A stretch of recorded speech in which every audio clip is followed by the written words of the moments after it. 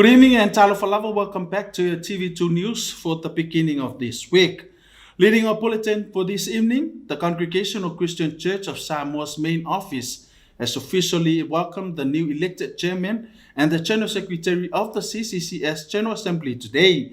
Here's more from Oatali Atawa. The main office of the Congregational Christian Church of Samoa conducted a welcoming service for their new chairman, Awatama Esera, and the vice chairman, Reverend Alatun Moso Yosia, and the new general secretary, Reverend Dr. Taipisia Leilua. After an election to conclude the Congregational Christian Church Samoa annual conference this year, Reverend Awatama is currently serving his ministry at the Congregational Christian Church of Samoa at Sapali. Reverend Dr. Taipisia Leilua was one of the theological course lecturers in Malua Theological College, where he served for the church of the past decades. He was first served as a lecturer, as a theology student, and 2 years as the church scholarship student. This special event was led by Reverend Awatama Esero with a devotion. Watali Atawa for your TV2 News. A lecturer from the National University of Samoa, she is also the founding student of the CCCS School of Fine Arts, has officially handed over some drawings from the first principal of the Fine Arts to the chairman of the CCCS for safekeeping them at the CCCS Museum. Here's more from Tapatailo Kitiona Moiava. The first principal since School of Fine Arts has been founded by the CCCS or the Master Artist Enetso Kota. Gifted some of the wonderful paintings for the CCCS Museum at Leulumuengafo earlier this morning. A School of Fine Arts is for those who are interested in pursuing a career as an artist, was first proposed by Kota and begun under the CCCS. The school also served as an alternative education venue for young people who were unable to complete their secondary school education. The Leulumuengafo School of Fine Arts was established as a separate entity in 1986. The school offers specialized courses in fine arts, delivering a certificate and diploma developed by Kota and the Education Committee of the CCCS. As of earlier this morning, one of his students, Afionga Lewalatai, which also a lecturer at the National University of Samoa teaching visual arts and education for primary and secondary school teachers, presented a gift to the members of the church committee and the new chairman and the secretary, principal of the Leulumuenga of Fine Arts, Afionga Pelenato Liufau. The gifts from Mr. Kota for the museum at Leulumuengafo. I contacted the General Secretary, Dr. Taipisia, if I could bring a painting from Ernesto to be gifted to the EFKS and to give it to the director and curator Ole Aongotusiata Leulumuengafo. Lewalatai, as a representative of her class, presented these paintings as gifts from Mr. Kota to the principal of the Leulumuengafo Fine Arts and the church members. The actual of me coming here was to give the leaders or the elders of the church the painting by Ernesto Kota. That's his gift to the EFKS church to be placed in the museum. Mr. Kota lived in Samoa 4 years and founded the Leulumuengafo of Fine Arts in 1987. Mrs. Latai in her interview stated that the paintings show reflected the natural environment, Samoa culture, legends and traditional life, emphasizing the natural beauty of light, whilst promoting the importance of light everywhere. Ernesto's work is about light. All his life is being in search of light and its luminosity. And it's interesting that he settled in Samoa in 1973, and most of his paintings, particularly the ones he sent, are all about Samoan fauna and flora and the environment, and how he really loves the luminosity of Samoan environment, of the Samoan environment. So those paintings, and the one that was gifted to the church is a painting of the Frangipani in Japan. So if you look at the painting, you'll probably understand what I'm trying to explain. But that's his whole life was in search of light.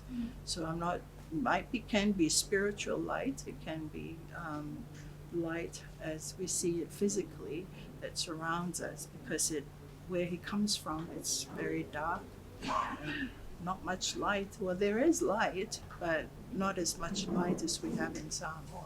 Mr. Kota, who is now 89 years of age, but he is still very active artistically and paints and creates clay statues, some of them featuring the culture and people of Samoa, but most of his paintings emphasize the importance of the culture. After 30 years in 2016, the CCCS changed the name of the Leulumuenga Falls School of Fine Arts to the Congregational Christian Church of Samoa School of Fine Arts and Museum.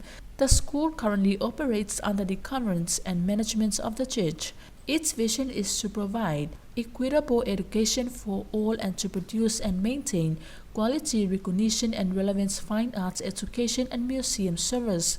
Tabtaliki Moiava for your TV2 News. In other news, there are 2 amendment bills which have been presented before the Parliament's pre-sitting today, before the Parliament's convene tomorrow. Here's more on this report. Earlier today, a pre-sitting seminar was conducted for the Member of Parliament at the Maota Otofilau Etialasana building in Mulinuu. The purpose of the seminar is to explain the new government bills that will be introduced in the Legislative Assembly through a briefing by heads of ministries responsible for the bill. This morning, a brief presentation was given by the Acting Chief Executive Officer of the National Provident Fund, Afionga Awalitia Sinela Fayali Korea, on the objectives and the reasons for the National Provident Fund Amendments Bill 2023. The Acting Chief Executive Officer briefly stated that the above-mentioned bill will amend the National Provident Fund Act 1972 Act to establish a disability fund and for related purposes. The bill is expected to be introduced into the Legislative Assembly on Tuesday, 13 of June 2023. The seminar was also attended by the Chief Statistician Afionga Leotali Elua Salani of the Bureau of Statistics to present and clarify the objectives and the reasons of the National Digital Identification Bill 2023. The Chief Statistician briefly mentioned that the bill will provide for a national digital identification system for protection of personal data associated with such system and for related purposes. The bill will be introduced in the Legislative Assembly on Tuesday, 13 of June 2023. Tabtaliki Moiava for your TV2 News. Avele College has celebrated their 99th anniversary today, together with the official opening of the 366 days countdown to their centennial anniversary celebration next year. Here's more from Oatali Atawa. Avele old pupils and the college commemorate the 99 years of success as one of the government colleges in the country. The event was held at the school hall at Wailima, and it was attended by the Deputy Director of the Ministry of Education, Sports and Culture, Tuopepe Perinisetine, former women principal of Avele College, and Avele ex-students and parents. The ceremony was officially opened with a devotion led by Reverend Fasala Fatasi from the Congregational Christian Church Samoa at Wailima. Tuopepe presented a keynote speech for the special event. She commended the hard work, and she also acknowledged the support by Avele old peoples, especially parents and friends. Avele College Principal Soalo Otilia Soalo also commended the support by the government, parents, and Avele family. The event was concluded in presenting of gifts prepared by the principal and the committee. Oatali Atawa for your TV2 News. A delegation from the Parliament of Australia has been paid a visit to the Legislative Assembly of Samoa last weekend to discuss some important matters for the development of the 2 parliaments. Here's more on this report. A delegation from the Parliament of Samoa met with the Deputy Speaker of the Legislative Assembly of Samoa, Afionga Awapa'au Mulipola Litafua Mulipola last weekend, and the Maota Tofilau Eti Alisana. The delegation was led by Mr. Luke Costling, a Member of Parliament and Chair of Standing Committee on Regional Development, Infrastructure and Transport, the Honourable Scott Parkos, Member of Parliament and Deputy Chair of Joint Standing Committee on Trade and Investment Growth, and Mr. Paul Cinco, the delegation secretary. The meeting was also attended by Australia High Commissioner to Samoa, Her Excellency Mrs. Emily Lark, as well as the staff of the Australian High Commission Office. The main purpose of the delegation's visit where towards the transport systems, rebuilding after natural disaster and regional development. This will assist with the committee's inquiry by looking into implications of severe weather events on national, regional, rural and remote road network. They will also make into account Samoa's high vulnerability to natural disasters and incorporate elements of climate change, adaptation and disaster risk mitigation in its infrastructure planning. The Deputy Speaker had the honor on behalf of Mr. Speaker Susunga Honorable Papali Ilioloi Polata Euma Sepau and the Parliament of Samoa to officially welcome and acknowledge with great attitude the continuous contribution by the Australian government towards the development goals of the Parliament and the governments of Samoa and its people. It was also an opportunity to note that this year marks the 52nd year of diplomatic relations between the governments of Australia and the government of Samoa. They were also acknowledged in regards to the remaining activities of the Phase 1 of the Samoa Parliamentary Complex Redevelopment Project, which includes the construction of the concrete podium and sides works as well as the installation of a backup generator for the Parliament House. Phase 2 of the project involves the design and construction of the new Legislative Assembly Office, which is implemented by the Government of Australia in conjunction with the Office of the Clerk of the Legislative Assembly. The delegation visited the Maotafono, confirming the brief that this project achieved its key objective, not only reflecting the Samoan culture aspect, but it is also modern, functional and appropriately fitted to support Samoa's parliamentary processes.